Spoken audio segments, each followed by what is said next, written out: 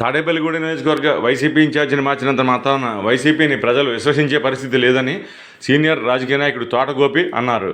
నియోజకవర్గ ఇన్ఛార్జి మార్పుపై ఆయన మీడియాతో మాట్లాడారు. తాను తన వద్దకు వచ్చిన వారికి మాట సాయం చేస్తున్నానని, అంతకుమించి పరిపాలనలో తన ప్రమేయం ఏమీ లేదని తోటగోపి ఈ సందర్భంగా తెలియజేశారు.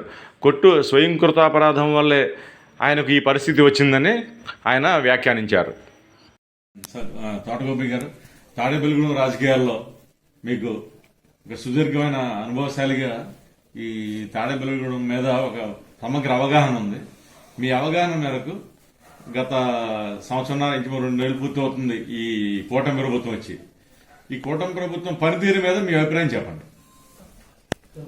రాష్ట్ర వ్యాప్తంగా చంద్రబాబు నాయుడు గారు కానీ, అలాగే డిప్యూటీ సీఎం గారు కానీ, బీజేపీ వారు కానీ అందరూ కూడా అన్ని ప్రాంతాలు అభివృద్ధి గురించి ఆలోచిస్తారు. అదే రకంగా సంక్షేమ గురించి, అలాగే భవిష్యత్ తరాల వారికి ఉద్యోగ కల్పన గురించి ఎక్కువ ప్రయత్నాలు జరుగుతున్నాయి. ప్రజలందరూ కూడా దానికి అంగీకరిస్తున్నారు, వారికి మద్దతు తెలియజేస్తున్నారు. అలాగే పవన్ కళ్యాణ్ గారు స్వతంత్రం వచ్చిన తర్వాత పాడేరు, అరక ఏదైతే ఏజెన్సీ ప్రాంతాలు ఉన్నాయో నడవటానికి లేని రోడ్లు కూడా ఉన్నటువంటి ప్రాంతాలకు వెళ్ళి చెప్పులు చేతితో పట్టుకుని ప్యాంటు పైకి పెట్టుకుని బురదలో నడిచెళ్ళి ఏదైతే ప్రజలు అక్కడ ఉన్నటువంటి ప్రజలు ఇబ్బంది పడుతున్నారో దాన్ని అంతటినే కూడా ఆయన అవగాహన చేసుకుని ఒక ఆలోచనకు వచ్చి యుద్ధ ప్రాతిపదిక మీద వాళ్ళకి రహదారి మార్గాలు, అలాగే ఆ గ్రామాల్లో సీసీ రోడ్లు, చిన్న వంతెనలు ఇలాంటివి కట్టడం అంటే సామాన్యమైన విషయం కాదు. డిప్యూటీ సీఎం చాలా మంది చేశారు. కొల్లానికో డిప్యూటీ సీఎం ఇచ్చాడు జగన్. ఎవ్వరూ చేయనటువంటి ఒకే డిప్యూటీ సీఎం, అతను ఏ హామీ ఇస్తే ఎన్ని కోట్లైనా ఇంప్లిమెంట్ చేసి బాధ్యత సీఎం గారు తీసుకుని ఓకే చెప్పి చేయటం అంటే వాళ్ళిద్దరూ యొక్క జోడి అభినందనీయం. వాళ్ళిద్దరూ అలాగుంటే మన రాష్ట్రం ఇంకా అభివృద్ధి పదంలో పరుగులు తీస్తుంది. కేసీఆర్ గారిని తొలగించి రఘురామ్ నాయుడిని పెట్టుకోవడం వల్ల అది మీ రాజకీయంగా మీ కూటమికి అది మైనస్ అవుతుందా, ప్లస్ అవుతుందా? ఎందుకంటే కొట్టు సత్యనారాయణ గారికి వ్యతిరేకత ఉంది. ఆ వ్యతిరేకత ఉన్న వ్యక్తి ఉంటే మీకు ఈజీ కదా. రేపు ఏదైనా పంచాయతీ ఎలక్షన్స్ కానీ లోకల్ ఎలక్షన్ కానీ వచ్చినా మీ పని సులువు అయ్యేది. ఇప్పుడు అతన్ని తొలగించి వేరే వ్యక్తిని పెట్టేటప్పటికి వైసీపీ రేటింగ్ పెరుగుతుంది కదా, దానివల్ల మీకు నష్టం లేదంటారా? వైసీపీ రేటింగ్ పెరుగుతుంది అనేది అదొక అపోహ. సత్యనారాయణ చేసిన పని ఏంటంటే కొన్ని గ్రామాల్లో కానీ కొన్ని వార్డుల్లో కానీ కనీసం రిప్రజెంటేషన్ లేని పరిస్థితికి తెచ్చాడు. ఇప్పుడు కొత్తోడు కాబట్టి రఘు ఏమన్నా డబ్బులు కొట్టు తీసేవాడు కాదు కాబట్టి ఇతను ఏమన్నా డబ్బులు కడితే ఏజెంట్ కూర్చునే పరిస్థితి వస్తుంది. క్యాండిడేట్ ఉంటాడా లేదా అనేది తెలియదు. ఏదో తడిగడ్డ పెట్టే పరిస్థితి ఇతని వల్ల జరుగుద్ది. కానీ దీటైన వ్యక్తులు వీళ్ళ వల్ల కాదు. కూటమికి ఏ రకమైన ఇబ్బంది ఇతరే కాదు, డైరెక్ట్ జగన్ వచ్చినా ఇక్కడ ఏం చేసేదేం లేదు. బలంగా ఉందటారు. బలంగా కాదు, స్టేట్ లో 2వ 3వ తాడేపల్లిగూడెం. వాడు పవన్ కళ్యాణ్, చంద్రబాబు నాయుడు, లోకేష్ ఆ స్థాయిలో డెవలప్ అవుతుంది. ఇక్కడ 4th ప్లేస్ 10th ప్లేసో లేకపోతే 1వ ప్లేసో అంత ఇంపార్టెన్సీగా అటు సీఎం గారు, ఇటు పవన్ కళ్యాణ్ గారు, కన్సల్ట్ మినిస్టర్లు కూడా, ఇన్ఛార్జ్ మినిస్టర్లు కూడా చాలా అనుకూలంగా ఉన్నారు. మా ఊడు తాడేపల్లిగూడెం డెవలప్మెంట్కి ఇలా వెనకబడిందని చెప్పి స్వచ్ఛంగా మీరందరూ చూశారుగా. అసెంబ్లీలోనే మా ఇబ్బందులు ఇది, హైవేలో వెళ్తుంటే యువకులు, వృద్ధులు వీళ్ళందరూ కూడా దిగి రావడానికి చాలా ఇబ్బంది పడుతున్నారని పడుదలగా పండగ కల్లా ఎంత అని పండగ లోపే కంప్లీట్ చేసే పరిస్థితి కల్లారా చూస్తున్నారు కదా.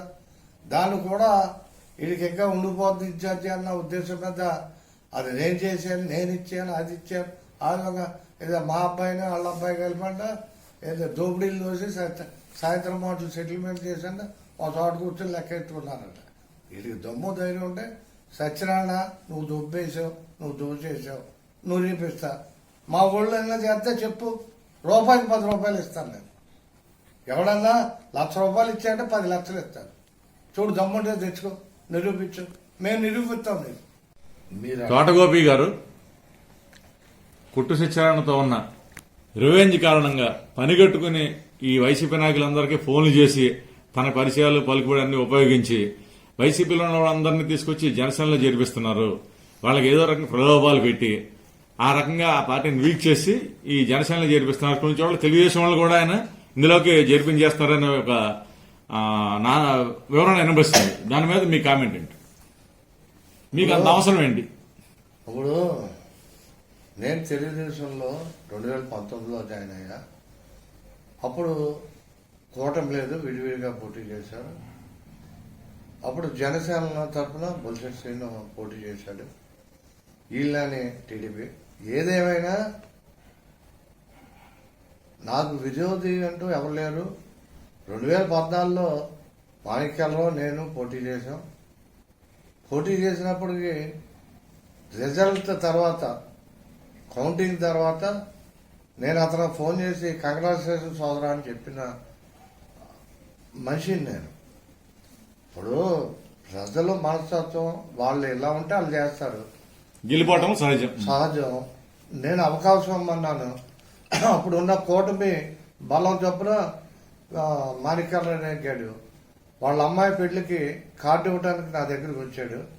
సోదర ఏంటి ఎవరితోటైనా పాప నువ్వు పట్టడం ఏంటంటే, అబ్బాయి నాకున్నది ఒకే పాప, నువ్వు వచ్చి కంపల్సరీ నాకు ఇద్దరిని ఆశీర్వదించాలన్నాడు. అలాంటి సంప్రదాయం నడిచింది మా ఇద్దరి మధ్య.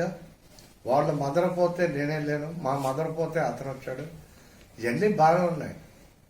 ఆయన టికెట్ రాకపోతే ఎవరన్నా స్లో అవుతారు, కానీ వీళ్ళని 2009 నుంచి 14 దాకా పోటీ చేశాడు.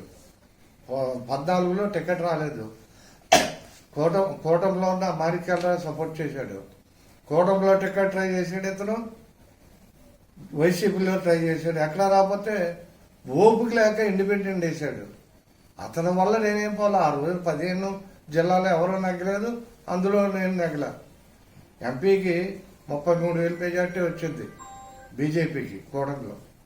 మనకు వచ్చి ఎమ్మెల్యేకి వచ్చేటప్పుడు మన నియోజకవర్గం 14,723 ఓట్లు మాణిక్యాలలో మెజార్టీ. అంటే ఆ 33,000లో కచం ఓట్లు ఎమ్మెల్యే వచ్చేటప్పటికి కొరిసొచ్చిన ఎంచుకున్నాను. నాది పోలా. అతని వల్ల నేను అతని మీద నాకు కక్ష లేదు. కాకపోతే ప్రజలు హింసిస్తున్నాడు, వాళ్ళ కాపాడాలనే బాధ్యత.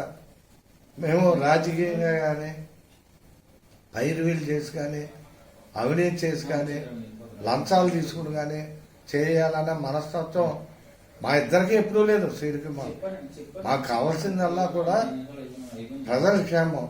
డబ్బు గురించి వ్యాపారాలు చేసుకుంటాం. డబ్బు అనేది వ్యాపారం చేసుకుని రావాలి. నేను పనిగట్టుకుని వైసీపీ వాళ్ళు ఫోన్ చేసి వాళ్ళ పార్టీలో జాయిన్ చేస్తానన్నారు.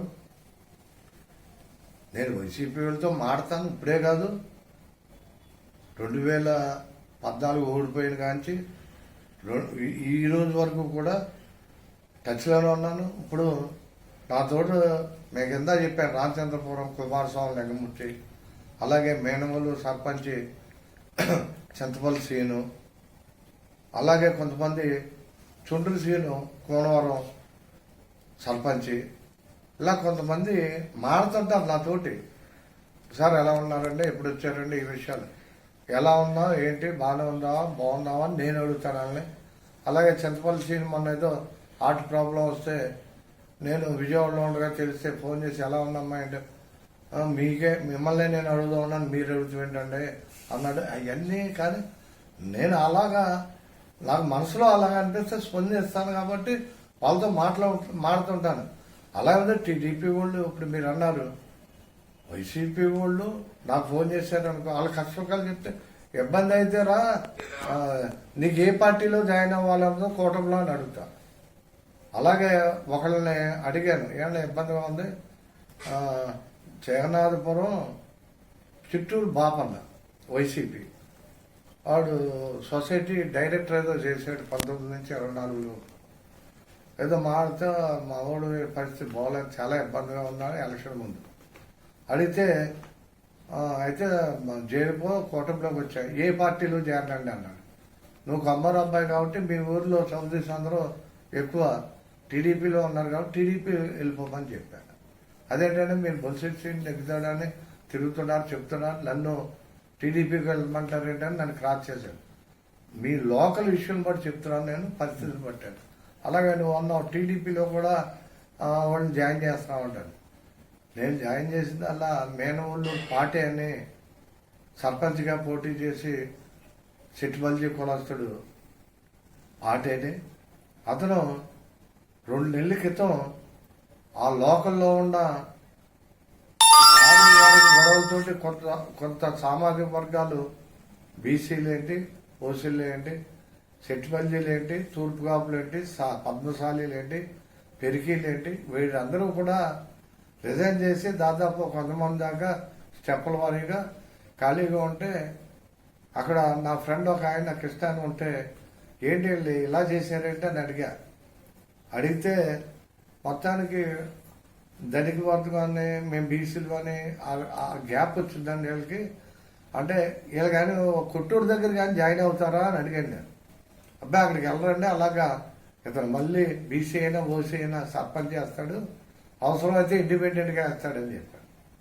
వేస్తారని చెప్పాడు నాకు. అలా కాదులే, అతను ఏంటి పరిస్థితి, అతని కెపాసిటీ ఏంటి, మంచోడైనా చాలా మంచోడండి, ఒక యూత్ అంతా అతను కూడా ఉంటాడంటే అటువంటి వాళ్ళని వదులుకోకూడదన్న ఉద్దేశం మీద రిజైన్ చేసిన నెలకి నేను అతన్ని కౌరు పెట్టి 15 రోజుల వరకు నాకు ఫోన్ టచ్లోకి రాలేదు.